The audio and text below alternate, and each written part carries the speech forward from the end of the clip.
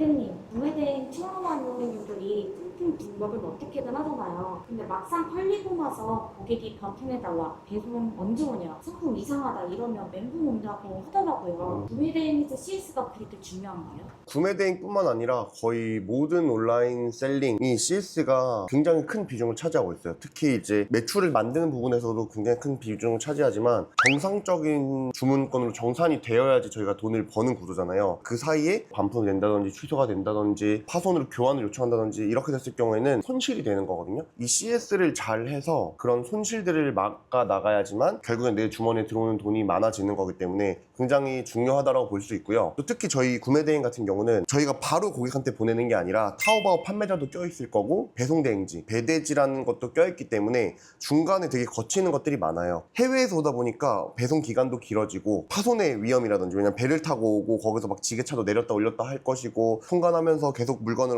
컨테이너에서 빼서 뭔가 작업하고 택배사로 이관하는 과정도 국내에서 발송하는 것보다는 훨씬 작업들이 많기 때문에 이슈들이 있을 수밖에 없고, 대응을 잘 못하게 되면은 결국에는 그게 다 손실로 찾아오는 거죠. 국내에서 바로 발생하는 일반 판매랑 비교했을 때 해외 구매대행 CS가 더 어려운 이유가 뭐예요? 아까 말씀드렸던 것처럼 CJ라든지 뭐 한진을 통해서 바로 고객한테 보내는 게 아니고 해외에서 오는 거잖아요, 물건이. 저희가 해외 판매자한테 물건을 배송 대행지적으로 받아서 배송 대행지에서 고객님 집으로 이제 물건을 다시 2차 배송을 해야 되는 구조이기 때문에 이 배송 기간이 국내보다는 길죠. 그렇기 때문에 그런 단계들에 대한 이해도도 있어야 되고, 뭐 통관에 대한 이해도라든지 배송 대행지에서 물건을 검수하는 거, 이런 작업들이 많기 때문에 국내에서 바로 발송하는 것보다는 CS가 어렵다기보다는 조금 더 복잡하다, 단계가 많다라고 생각하면 될 것 같아요. 그럼으로써 얻는 이점들도 있거든요. 왜냐하면 저희가 국내에 없는 제품들을 취급할 수 있다는 이점이 있기 때문에 국내에 비해서 훨씬 더 싸게 저렴하게 물건을 가져올 수 있다는 게 장점인 거죠. 실제로 제일 많이 들어오는 CS는 어떤 것들이에요? 1등은 확실한 것 같아요. 1등은 무조건 배송이에요. 요즘 쿠팡이 있어서 다음날 거의 다 배송이 되잖아요. 근데 해외 직구는 뭐 알리에서 사도 그렇고 테무에서 사도 그렇고 짧게는 5일, 길게는 뭐 2주까지도 배송 기간이 걸리거든요. 배송 기간에 대한 문의가 거의 한 90% 이상이 거의 배송에 대한 문의고, 이외의 것들은 제품을 받고 나서는 파손에 대한 이슈가 있을 수 있고요. 그냥 단순 면심으로 반품하고 싶다, 뭐 이런 분들도 있을 수 있고, 뭐 진짜 황당하게는 내가 생각했던 품질이 아니다, 재질의 느낌이 아니다, 뭐 이런 CS 분들도 계시고, 좀 다양한데 제일 많은 거는 배송에 대한 질문이라고 보시면 될 것 같아요.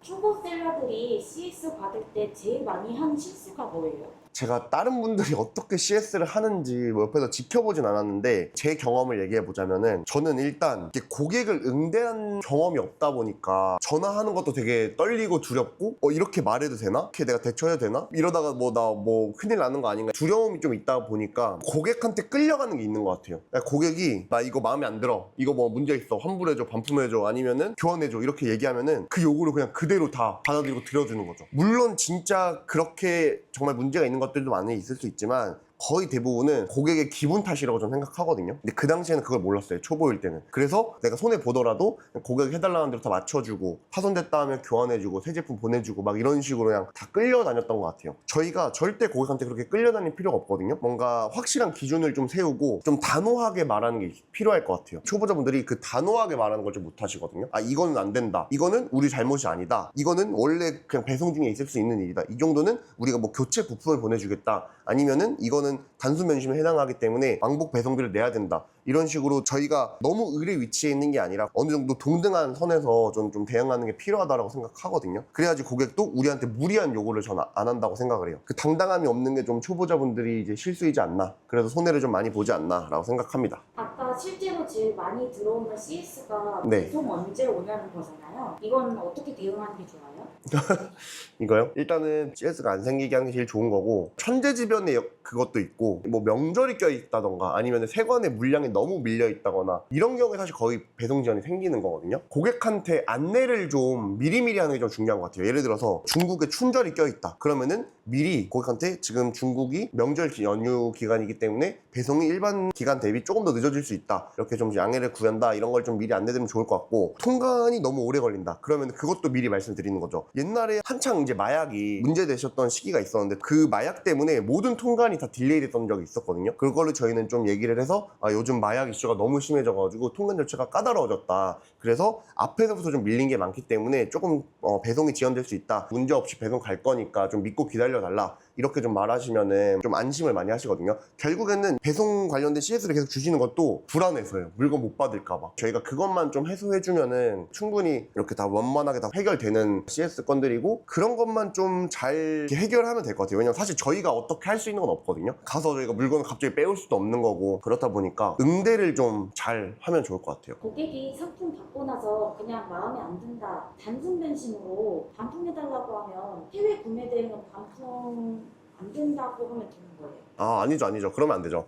해외 구매 대행도 당연히 반품이 되고요. 청약 철회 기간이라는 게 존재하기 때문에 그 기간 내에는 당연히 반품을 저희가 해줘야 되는데, 해외로 사실 이걸 다시 돌려보낸다는 게 굉장히 쉽지 않은 일이거든요. 그래서 저희 같은 경우는 반품 배송비를 좀 세게 걸어놔요. 그래서 그거를 상품별로 마켓별로 허용하는 최대치가 있거든요. 저희는 프로그램으로 하니까 프로그램으로 자동으로 상품에 맞는 최대치 반품 배송비를 걸 수 있게끔 하고 있고, 좀 부피가 크거나 이렇게 경동으로 간 것 같은 경우는 그런 비용도 다 납부를 해야 된다고 저희가 미리 상세 페이지에 다 기재를 해두는 거죠. 저희도 일단 최대한 막을 수 있는 부분들을 막아내고 손실을 줄이는 방법으로 하시면 됩니다. 저희가 반품을 안 해주는 건 사실 거의 불가능해요. 또 다른 방법으로는 이제 고객을 약간 어느 정도 회유하는 거죠. 내가 이 정도 금액 할인해 줄 테니까 너도 그냥 써. 이 정도면 이득이잖아. 이런 식으로 합의를 보는 거죠. 그것도 저는 굉장히 추천드려요. 왜냐면은 저희가 이거를 가져와서 다시 재판매가 되면 문제가 없는데, 결국에는 그게 폐기물로 처리가 되던가 아니면은 내가 그냥 쓰거나 이렇게 되는 경우가 많기 때문에 짐들이 계속 쌓이실 거예요. 최대한 고객하고 저희는 합의를 하는 쪽으로 진행을 하고 있습니다.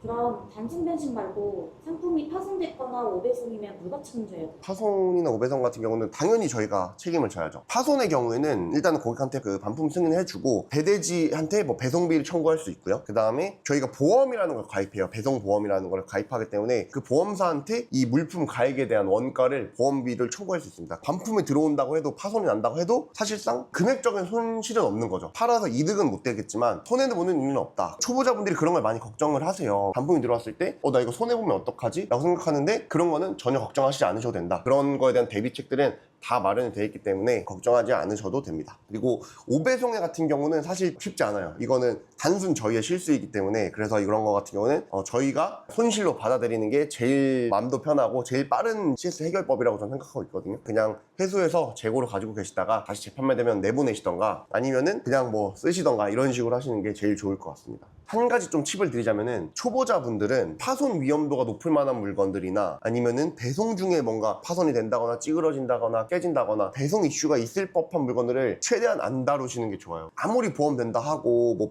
보상받을 수 있다곤 하지만 이게 결국에는 이 심적 스트레스가 엄청나거든요. 고객하고 계속 말싸움 해야 되고 보험 신청해야 되고 그에 맞는 뭐 증빙 자료들 막 제출해야 되고, 이렇기 때문에 애초에 그 스트레스를 안 만드는 게 중요하다고 좀 생각해요. 대부분 이걸 부업으로 시작하시기 때문에 스트레스 없이 좀 하는 게 전 좋다라고 생각하거든요. 또 하나 꿀팁을 드리자면은, 배송 대행지에서 이미 출발하기 전에 그 자료들을 좀 다 모아 놓으세요.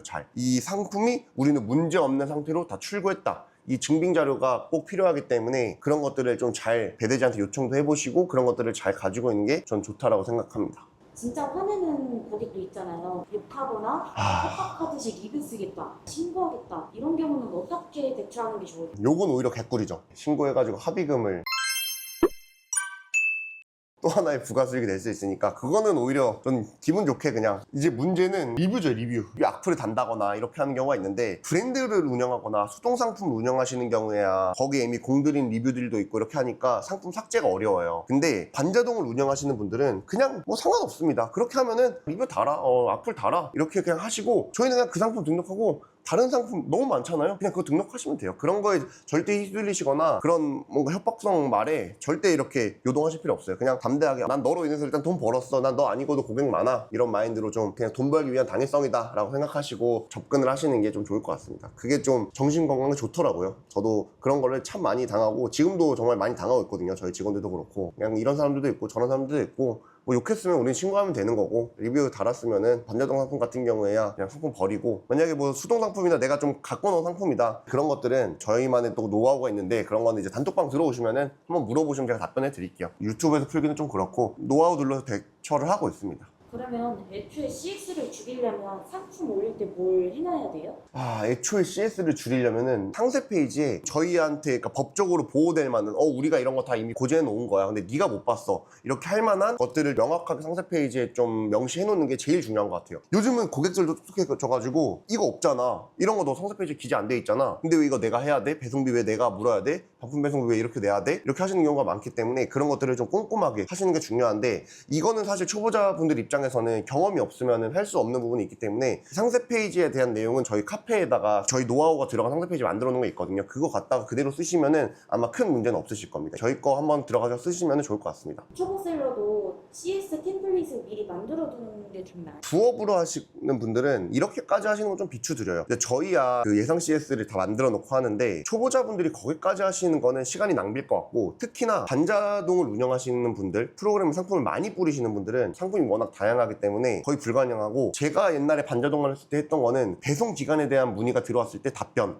통관에 대한 문의가 들어왔을 때 답변 용달 배송비나 아니면 경동 배송비 내라고 했을 때 답변 단순 변심으로 반품 신청했을 때 답변 요 정도의 큰 틀로만 좀 공용으로 쓸 수 있는 것들만 만들어 놓고 있기 때문에 그 정도만 만들어 놓으시면 충분할 것 같습니다. CS 템플릿에 대해서 궁금하신 분들은 카페에 들어오시면은 저희가 정리해서 올려놓을 테니까요. 더보기란에 카페에 들어가셔서 확인해 보시면 좋을 것 같습니다. 결국 구매된 CS에서 제일 중요한 원칙 하나만 꼽으면 어떤 거일까요?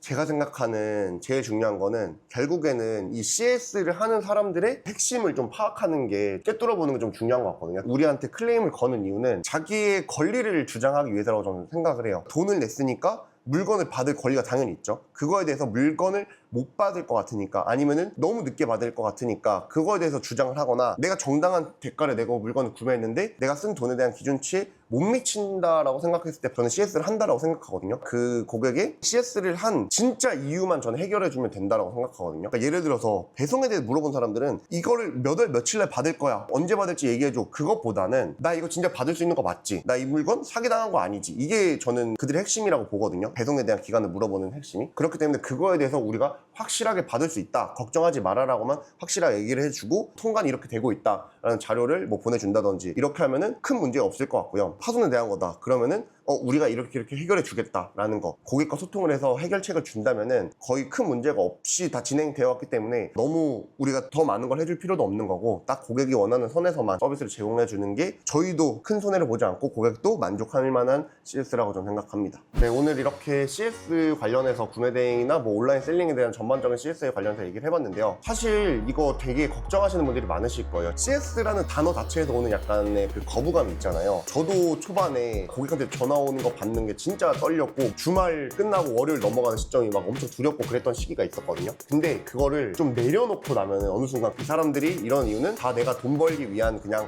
하나의 과정이다. 내가 돈 버는데 도움을 주는 사람들이다. 이렇게 생각하면은 전 좀 마음이 편했던 것 같아요. 결국에는 이득을 보는 건 나야. 나한테 진상짓 하고 나한테 뭐 많은 무리한 요구 한다 하더라도 결국에 최종적으로 이득 보는 사람은 나다. 이렇게 좀 생각하면은 저는 좀 마음이 편했던 것 같거든요. 이걸 보시는 시청자분들도 CS를 좀 너무 두려워하지 마시고 돈 벌기 위해 그냥 당연히 있는 일이다. 그냥 저희가 밥 먹으면 화장실 가는 것처럼 그냥 뭐 돈 벌려면은 당연히 일어날 수 있는 일이고 대표님들이 시청자분들이 최대한 손해를 덜 보는 쪽에서 CS를 하는 쪽으로 항상 생각해 보시면은 그렇게 뭐 아마 부담되시진 않을 거고 진짜 너무 말도 안 되는 진상이 나타났다 그러면 저희 단톡방 들어오셔가지고요 이런 거게 나타나는데 어떻게 대처하면 좋을까요 제타장님 이렇게 해주시면 저나 아니면은 뭐 저희 코치진들이나 아니면은 거기 단톡방 분들이 다 같이 이렇게 하면 좋을 것 같다 이렇게 얘기해 주실 거니까요 한번 들어오셔서 같이 소통해 나가 보시면 좋을 것 같습니다. 오늘도 이렇게 시청해 주셔서 감사드리고요 좋아요 구독 그다음에 알림 설정까지 부탁드립니다. 감사합니다.